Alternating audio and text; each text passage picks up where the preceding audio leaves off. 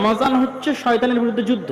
30টা দিন আপনি যুদ্ধ করবেন, মাত্র 30টা দিন। আপনাকে বলা হয়নি মরা পর্যন্ত না, শুধু 30 দিন মনকে সান্ত্বনা দিবেন। 30টা দিন, 30টা দিন, 30টা দিন, তাহলে আপনি শিখে যাবেন। ইফতারের পর সিগারেট খাওয়া যাবে কিনা, নাউজুবিল্লাহ মিন যালিক।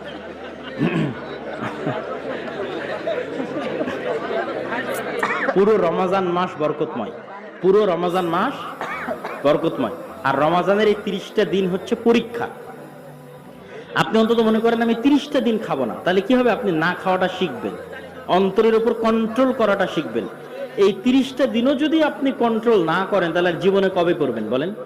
এটা একটা প্রশিক্ষণ মানুষের জন্য, এটা একটা প্রশিক্ষণ যে তোমরা গুনাহ থেকে বিরত থাকাটা শিখো। রমজানের 30টা দিন প্রশিক্ষণ নাও আর গুনাহ থেকে বিরত থাকা শিখো। অতএব রমজানে জান প্রাণ দিয়ে প্রতিজ্ঞা করতে হবে যে রমজান মানে শয়তানের বিরুদ্ধে যুদ্ধ। তো রমজান হচ্ছে শয়তানের বিরুদ্ধে যুদ্ধ। 30টা দিন আপনি যুদ্ধ করবেন, মাত্র